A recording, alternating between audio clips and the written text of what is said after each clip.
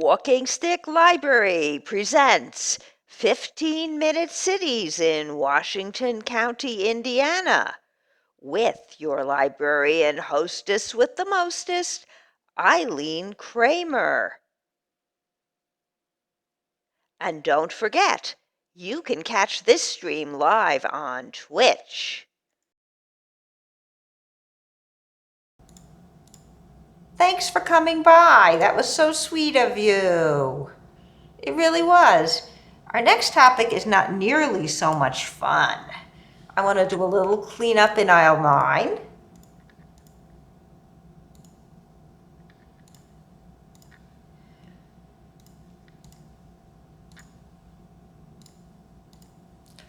Okay, aisle 9 is now clean. Our next topic is not nearly, well, it's kind of fun. I found this video, I think on Rumble.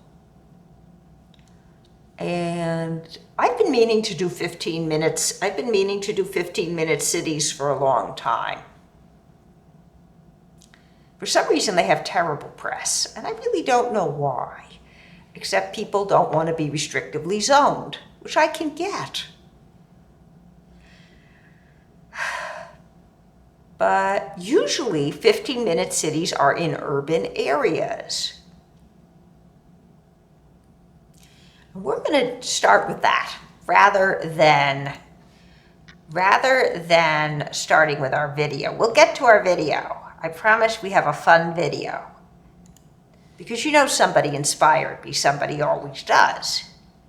Okay, let me get some nice empty space here. Nice empty space.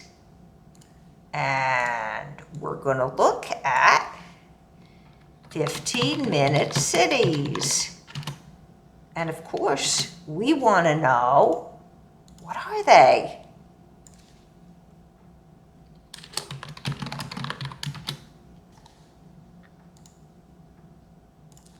How do you make one?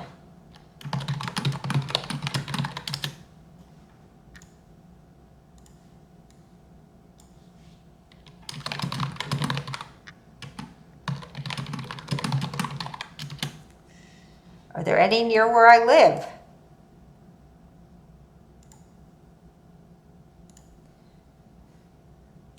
Okay. We need Google. We're going to need Google. We're going to just do a very basic 15-minute cities search. It's going to be a bound phrase. I'm going to push you forward.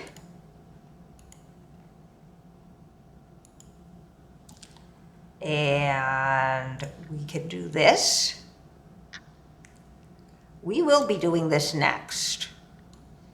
But first, I'm going to set this up to go next. First, we're going to be looking for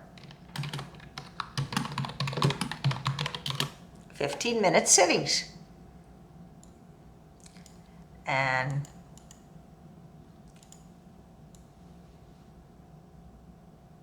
there it is, up top.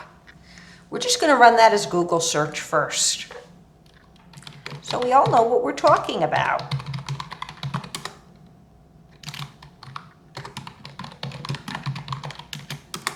You can tell I've been here. This is ABC News. What is the 15-minute city conspiracy theory? I'm going to leave that open. A guide to 15-minute cities. What else do I have? 15-minute city Wikipedia. Okay.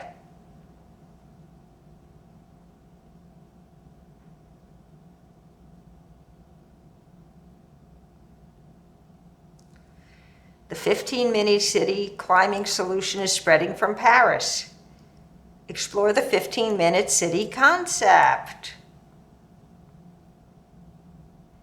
Study ranks U.S. cities by 15-minute city potential.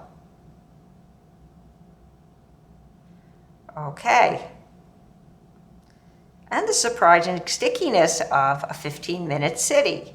We can start. Okay, this is probably where I want to start. 15-minute city, FMC2 or F15MC. is an urban planning concept in which most daily necessities and services such as work, shopping, education, healthcare, and leisure can be easily reached within a 15-minute walk, bike ride, or public transit ride from any point in the city. The approach aims to reduce car dependency and promote healthy, sustainable living and improve well-being and quality of life for city dwellers. Implementing a 15-minute city concept requires a multidisciplinary approach involving transportation planning, urban design, policy making, and creating well-designed public spaces, pedestrian-friendly streets, and mixed-use development. This change in lifestyle may include remote working, which reduces the daily commuting and is supported by recent widespread availability of information, communications, and technology. The concept has been described as a return to our local way of life. Let me grab this. It should come up over here. And we hit a paywall. Oh, does that sting? Okay. And the 15-minute city concept is derived from historical ideas about proximity and walkability, such as Clarence Perry's neighborhood unit. As an inspiration for the 15-minute city, Carlos Moreno, an advisor to Anne Hidalgo, cited Jane Jacobs' model in Death of Life of the American Cities. The ongoing climate crisis and COVID-19 pandemic have prompted a heightened focus on the 15-minute city concept. In July 2020, C40 Cities Climate Leadership Group published a framework to build back better using the 15-minute city concept, referring specifically to plans implemented in Milan, Madrid, Edinburgh, and Seattle after COVID-19 outbreaks. Okay. What's not to like, right?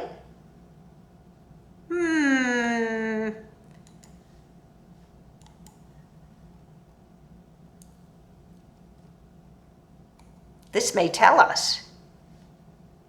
This is even better.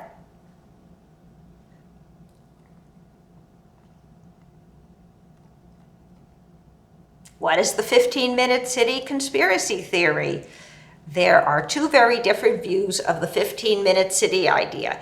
To some, it's an urban planning concept that promotes sustainable and healthy living. To a small group of others, it's a plot by tyrannical bureaucrats to take our cars and control our lives that would lead to a real-life Hunger Games scenario.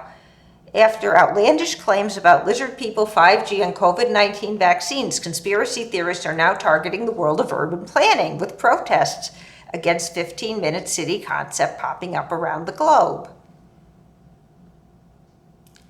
I've been doing urban planning for a long time, but I've never seen anything like this. Urbanist in Vancouver's Chief Brent Todarian tells ABC RN's Blueprint from Living.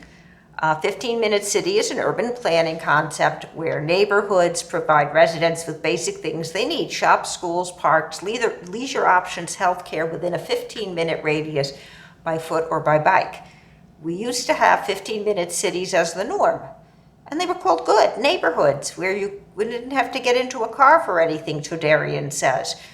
From mid-last century, cities have largely been planned around cars at the expense of walking, biking, and car dependency. A 15-minute city is presented as one possibility remedy for this. There are so many public interest reasons to want to do this. It's kind of a no-brainer, Todarian says. Your carbon footprint is a lot lower, so it's a powerful climate change mitigation tool. It promotes urban health and thus promotes the actual reduction in public costs. It promotes individual affordability and household affordability because you don't need to own the second car or maybe even the third car. Many cities have taken up the ideal. Melbourne was one of the world's originators of applying time to our neighborhoods, the amount of time it takes us for us to get anything. Okay. Much of the pushback against the 15-minute city concept is rooted in fiction rather than fact. The claims start with the idea that limiting car use is government overreach and an attack on individual freedom, although, as Todarian says ironically, it's providing more choice. And from there it gets weird.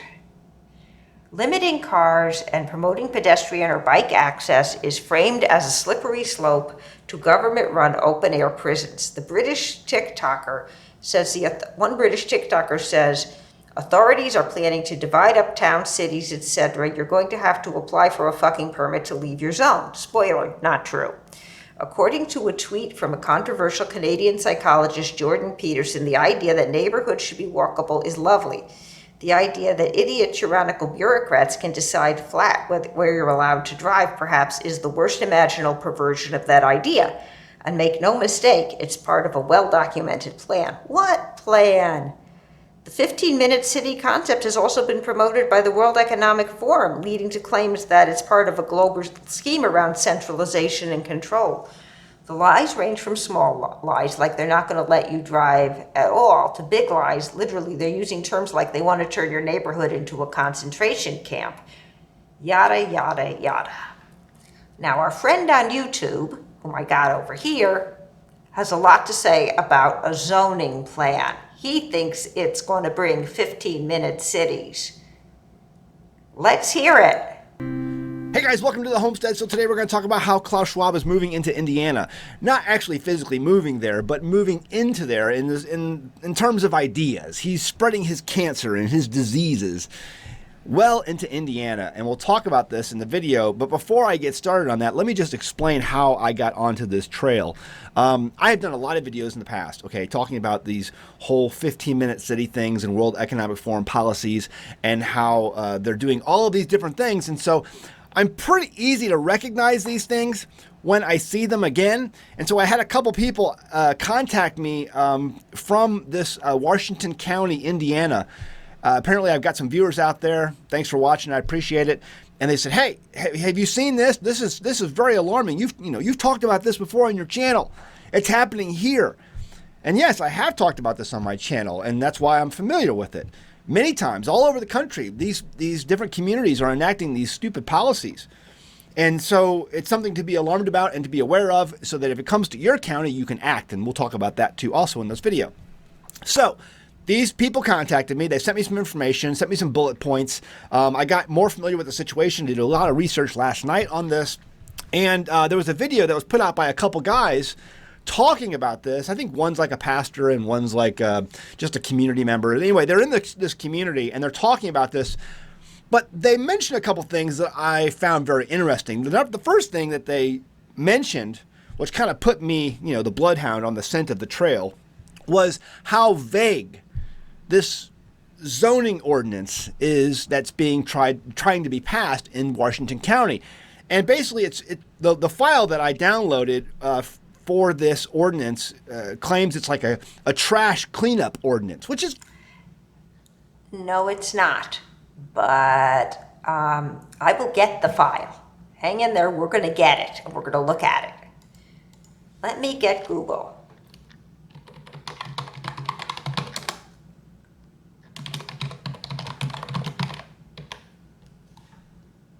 Zoning Ordinance of Washington County.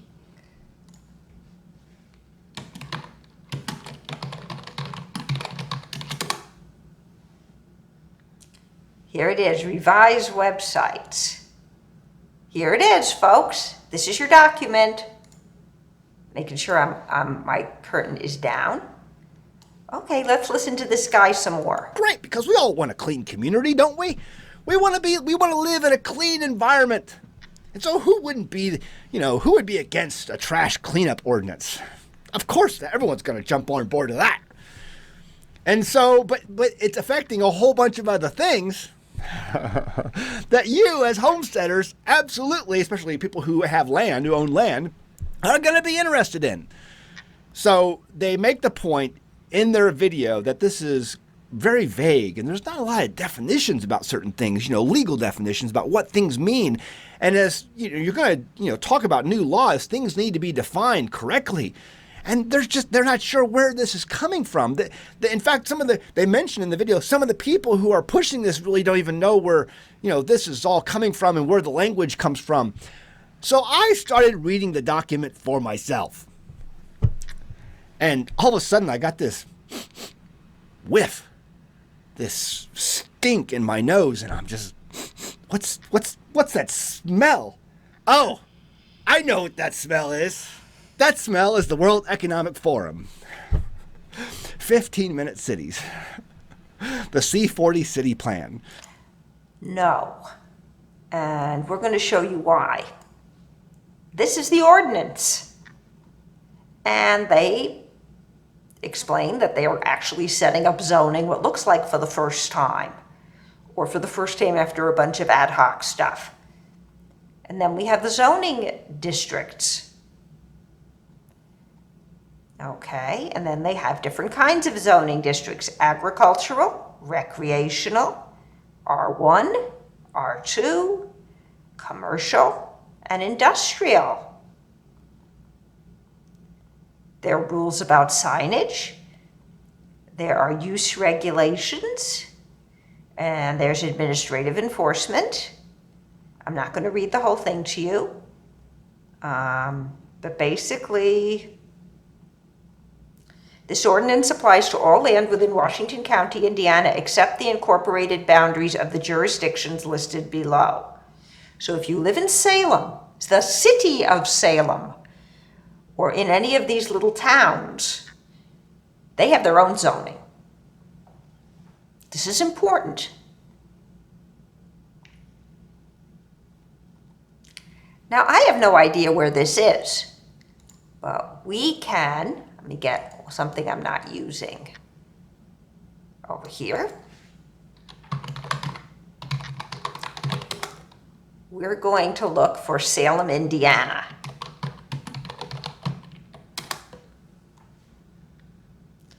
Okay, this is where we are, way in the southern part of Indiana. The nearest large city is Louisville, Kentucky. And if we look up Salem, Indiana on Wikipedia,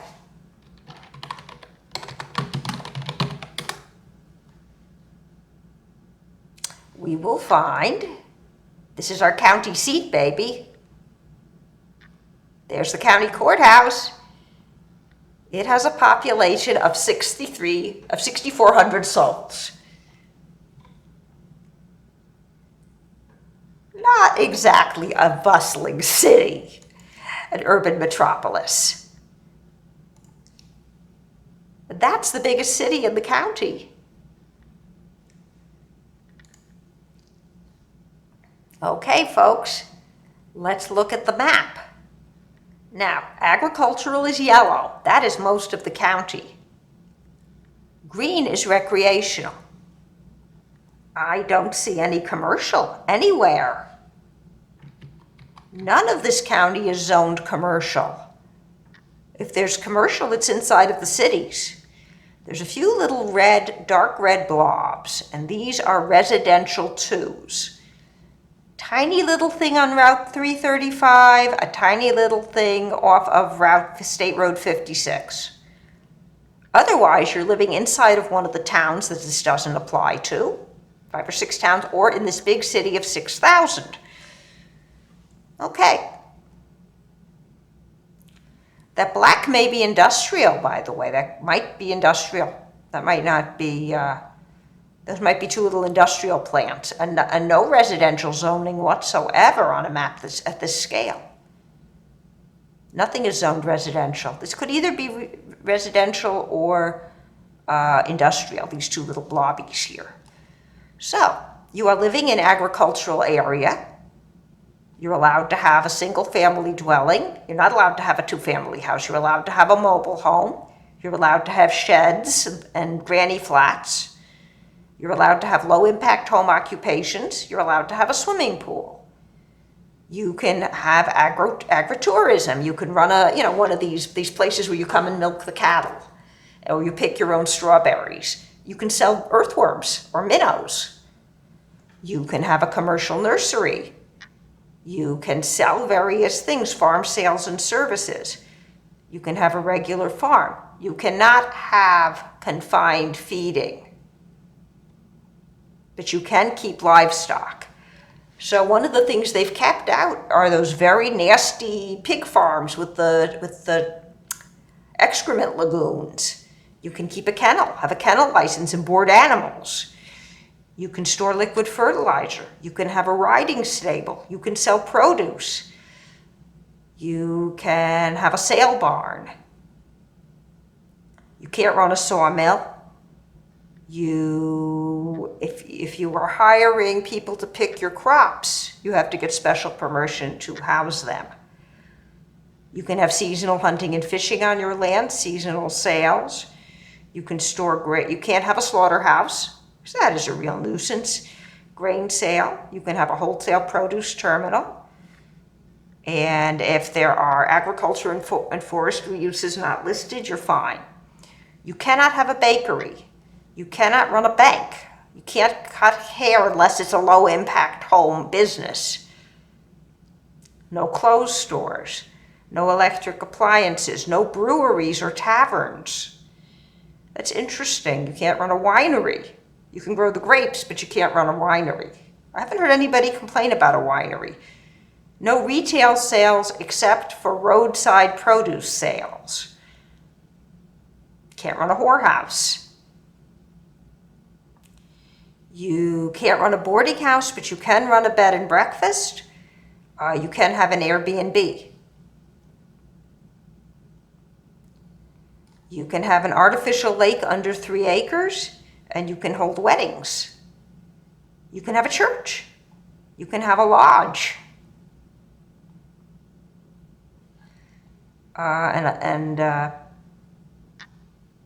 You can do resource extraction, strangely enough, which I guess is biogas, and you're allowed to have a sign under 36 square feet. We get over to recreational. And again, they give you the land uses. You can have a single-family dwelling, mobile homes, accessory buildings, low-impact farm occupations. You can have agritourism, bait sales. You can have farm sales and services, farms general. No CAFOs, thank you. You can still keep livestock. You can't keep liquid fertilizer or run a kennel. So if you were doing pet boarding, you might have issues. You can sell road produce by the side of the road. You can have a riding stable. You can have a sawmill or lumber yard out here. Seasonal hunting, seasonal sales. Again, no housing for migrant workers. You can have a wholesale produce terminal and similar agricultural and forestry not listed. You can have a winery or brewery on recreational zoning. You can have a photography studio. So a few more things that you couldn't have otherwise. Bed and breakfasts, tourist homes, recreational camp. You can have campgrounds. So a few other things. You can have a commercial shooting range, indoor or outdoor, an event center, golf course, parks, swimming pools, theaters, wedding receptions. It looks pretty broad. And I'll show you something else. Minimum size for a lot is 2 acres in the agricultural area. In the recreational area, your minimum lot size is 2 acres. When you get down to residential 1, you can't have 2 family dwellings. They don't like them. Only when you get to residential 2. And your minimum lot size for residential, which doesn't exist, by the way, is 1 acre. This is not a recipe for building tight-knit, dense urban neighborhoods that are mixed use. You can't, when an area is zoned residential, bink, bink, bink, bink, you can't do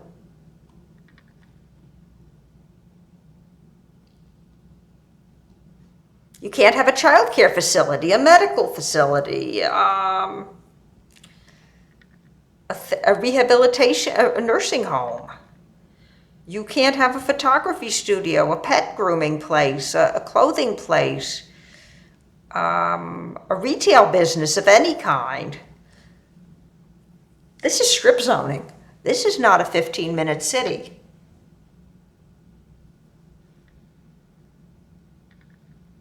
I think somebody has not read the document. Yes, if you just lived where you could build anything you pleased and you were in a rural county, zoning would look really strange. And if you were worried about a housing crisis and not enough affordable housing, this would be something I would oppose, because I can't, if you are even down at residential 2, which is the smallest of the residential one, let's get to residential 2, the smallest of the zoning districts. 1 acre, they're at 1 acre zoning. I'd like to see that down to 1/4 of an acre, or even 1/8 of an acre, and I'd like to see them allow, let's go back up. If I was worried about housing crisis in my area, which this guy is not, if this were a 15-minute city, they would allow two multi-unit dwellings and 2 family dwellings. That's how you get more people closer to shops and things. So nobody's building mixed-use developments. Nobody has come close. Somebody would have to ask for a lot of special permissions in front of the zoning board. If anything, this zoning policy keeps 15-minute cities out. Sorry. You need to read the book. Yes, ladies and gentlemen, that's exactly what this is. And so I'm going to prove this to you as we go along, that that's where this is coming from. Okay, so this document talks a lot about zoning. What's the first, if you ask Google, hey Google, what's the first thing you need to do to start a 15-minute city? What does it say? Update zoning. Absolutely, because you have to allow for mixed use. That doesn't mean you have a 15-minute city. Update zoning regulations. You know, as a way to encourage Mixed, wider variety of business and housing options within walking distance, which this clearly does not do.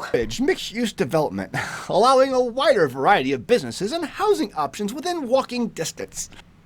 I'll just tell you right up front that the reason why so many of these things that are coming out, not just in Washington, but in other places when they pass these ordinances, the reason why they're kept so vague is because they can interpret. They're not vague. You need to read the document. And I'm sure a lot of stuff is not quite in the right place, and they probably have to edit it. But no, you're just not right. Now, if you want to criticize 15-minute cities, by all means, and that would be a completely different search. Remember, I had this set up a while ago?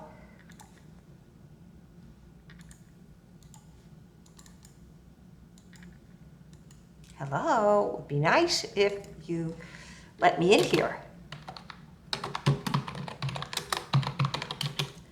And I'd like to see criticism of the concept. I mean, not just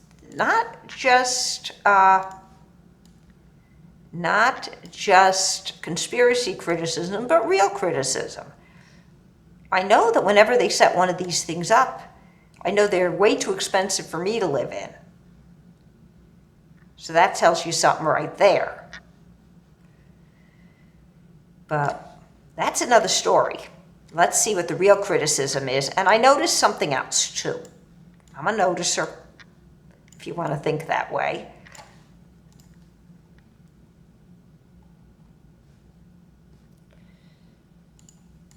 Back to our 15-minute cities. Is an urban planning concept in which most daily necessities and services such as work, shopping, education, healthcare, and leisure can be easily reached within a 15-minute walk. What is the necessity they leave off? This is the United States. 40% of the population does this once a week. It still does it. I mean, we're as religious as Saudi Arabia. Religion, going to church. So it leaves that out. So that's one I see right away.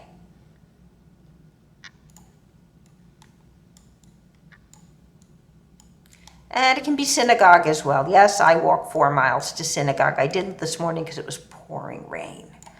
So I've been in the house all day and I'm extremely stir crazy. But let's run this. We can run this on Google Scholar, or we can run this on regular Google. I'm thinking we want to run this on Google Scholar. Okay, great.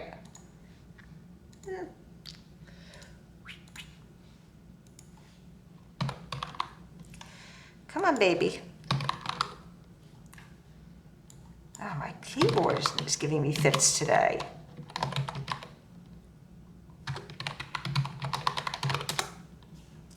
Okay. 15-minute cities.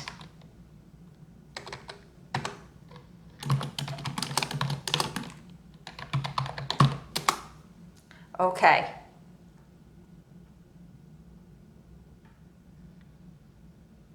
How smart is the 15-minute city? The role of GIS in promoting 15-minute city concept, kinetic and data-driven modeling for pancreatic B-cell metabolism, building happier cities,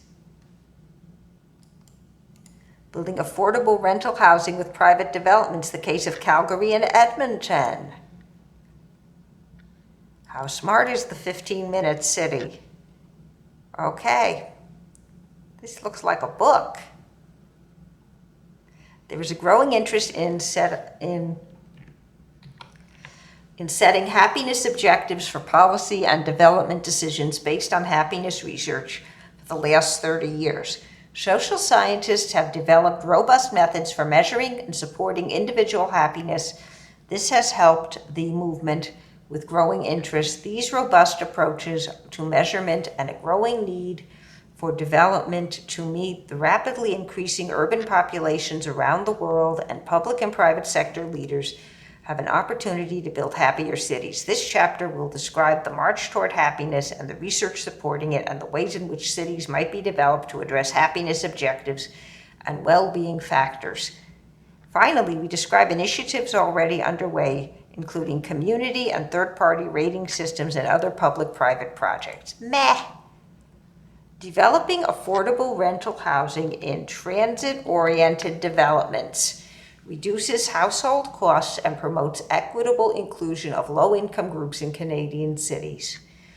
While this priority strategy to address the housing crisis, private developers are of limited engagement in affordable rental housing provision due to high costs and risks. This qualitative research provides a framework for evaluation of multi-sector partnership model that evaluates the interaction factors of 5 factors: economic, regulatory, TOD, structural, and advocacy and institutional multi-sector partnerships. Simon's theory of satisficing is used to establish a developer-influencer matrix of decision-making by private developers in these partnerships, considering efficiency, profit, risk management criteria. Okay. I don't see much here. I mean that. Let's get it. Okay, this one looks interesting. From Garden City to 15-minute city, a historical perspective and critical assessment. Is proximity enough? A critical analysis of 15-minute city considering individual perceptions. I can tell you proximity isn't enough. I mean, there's times when I need to get to something outside my neighborhood just because it's better. And in cities, the supermarkets specialize. And you end up getting several really good supermarkets. And guess what? You end up going to all of them because none of them all have what you want. It's just an effect of living in an urban area. When I was living in Columbus, which is a much smaller city, there was Publix on Macon Road. And believe me, I would get there before it closed at 10 and bring my food up the hill at night in the very hot climate. Columbus is like a roaster. The 15-minute city concept was introduced as a... Okay, so let's do this. This is relatively recent. Let's get the date. 2023. Okay. And this says the 15-minute city concept was introduced as a post-COVID strategy to support more sustainable recovery from the pandemic and develop complete climate-sensitive and resilient neighborhoods. This review examines key neighborhood planning movements to identify the origins of the 15-minute city concept. These include the Garden City neighborhood unit plan, modernist urbanism, postmodern urbanism, and eco-urbanism, which have emerged since the late 19th century. The result of this study shows that the concept of the 15-minute city has 10 basic characteristics: proximity, density, diversity, mixed-use, modularity, adaptability, flexibility, human-scale design, connectivity, and digitization. The concept has been successful, and you're not going to get that with 1-acre zoning. The concept has been successful in advancing theoretical debates, 15 debates on sustainable urbanism. However, some criticisms of past planning movements also apply to the 15-minute city. Similar to the neighborhood unit in modernist urbanism, the concept follows a philosophy of physical determinism, setting goals but not specifying how or by what means they will be achieved. At this point, one can speculate about the future of the concept.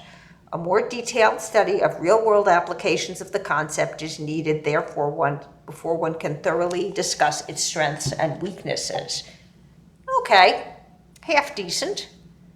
Let's try another one. I'm cleaning up in aisle 9. Aisle 9 is messy tonight.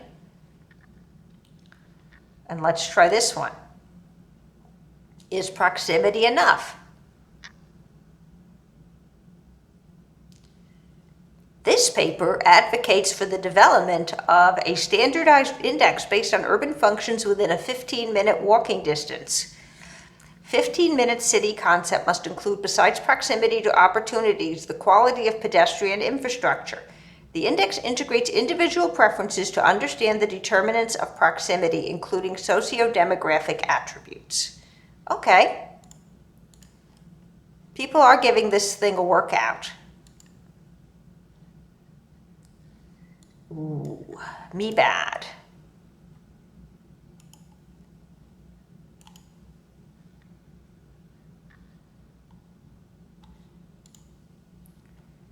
Okay.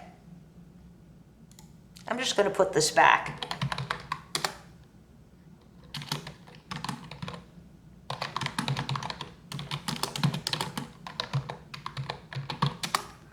Okay. And here's another one, the new time-based urban agenda from Garden City, pathways to 15-minute city adaptation. Can our understanding climate policies, acceptability, explain the backlash? Let's open that. We identify key factors shaping 15 minutes policy acceptability. We identify key factors shaping 15-minute city policy acceptability. We analyze the role of conspiracy theories, emphasize participatory co-design to enhance fairness, advocate flexible, localized 15-minute city policy implementations, call for future research on environmental justice and gentrification concerns. In recent months, 15-minute city policies have faced a significant backlash across social media, in opinion pieces, and even through street demonstrations, casting doubt on the future of X-minute city policies as effective in the fight against climate change. Protest and backlash not only challenges effective implementation of X-city policies, but also highlights our lack of understanding regarding what acceptability factors affect public reluctance to this new kind of urban policy. This paper reviews existing literature to reveal the main factors shaping policy acceptability. It then juxtaposes these factors against common criticisms leveled at the 15-minute city model. The comparative analysis not only illustrates the limitations of applying traditional policy frameworks to X-minute city context, but also identifies critical gaps in the existing literature. By bridging this divide, we aid policymakers in navigating the spectrum of public skepticism of the 15-minute city model. From addressing and debunking conspiracy theories to engaging the scientifically grounded critiques, our findings can offer a roadmap for transforming innovative urban planning concepts into widely embraced solutions for climate change. Okay, let's swap this out because they are often not affordable. Try that. So, okay.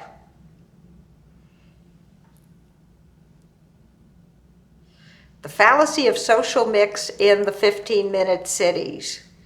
Let's try, this is a sage. We often get these. The concept of urban living is evolving, and there is a growing interest in creating smaller, more connected, and hyper-local neighborhoods where everything people need is within a 15-minute walk or bike ride. This paper challenges the concept of 15-minute city as a panacea for urban ills by exploring the history of utopian urban planning and regeneration aimed at creating sustainable, inclusive, and vibrant communities by desegregating disadvantaged groups. Specifically, we examine social mixing policies, which are recurring top-down interventions that pathologize concentrated urban disadvantage. We trace the evolution of these policies in Europe from the Garden City movement to post-war social housing redevelopment to the current 15-minute city, which we consider to be a social mix by stealth. While such policies can reduce the degree of concentrated disadvantage in the short term, they tend to be ineffective in the long term, as deprived neighborhoods often remain so despite attempts to make them more diverse. This paper argues that the 15-minute city would be implemented through de facto social mix actions at the neighborhood level, which are insufficient to address deeper structural issues that perpetuate spatial inequality and deprivation. We propose that longitudinal and comparative analyses be combined with right to the city perspectives should be considered in future research at policymaking to understand and, more importantly, to address why urban renewal initiatives that aim for equitable outcomes at the neighborhood scale ultimately fail to deliver. Thank you. Here we have one in MDPI, 15-minute city, decomposing the new planning utopia. You can find plenty of intelligent criticism on this. As cities are struggling to cope with the second wave of the global COVID-19 pandemic, the idea of 15-minute cities seems to have sparked planners' imagination and politicians' willingness for providing us with new urban planning utopia. This paper explores the 15-minute city concept as a structural and functional element for redesigning contemporary cities. Methodologically, a study of three case cities has adopted this new model city vision as carried out. The analysis focuses on how to understand the idea of 15-minute city fits in the legacies of different cities as described by traditional planning policies in the context of three evaluation pillars: inclusion, safety, and health. The paper argues that the 15-minute city approach is not a radical new idea since it utilizes long-established planning policies. Nevertheless, it uses these principles to achieve the bottom-up promotion of well-being, while it proposes an alternative way to think of optimal resource allocation on a citywide scale. Hence, the application of 15-minute city implies a shift in the emphasis of planning from the accessibility of neighborhood to urban functions to the proximity of urban functions within neighborhood, along with large systemic changes in resource allocation. Again, this doesn't sound like something they'd be putting into an exurban area. Nope.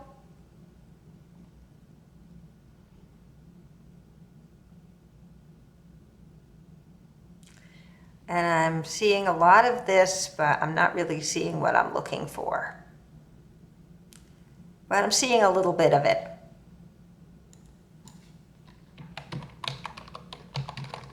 Try that. Another synonym. Yes, I meant that.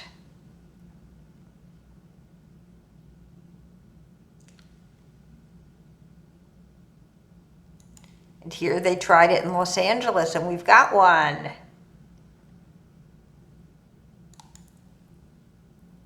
Would be nice if this opened in the browser.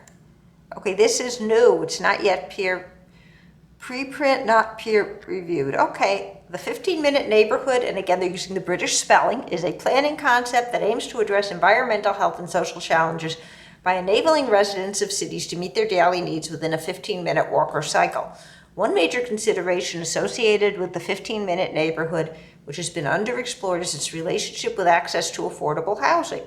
This issue is increasingly relevant in North American cities like Los Angeles, which faces a growing unhoused population alongside rising rent and home values.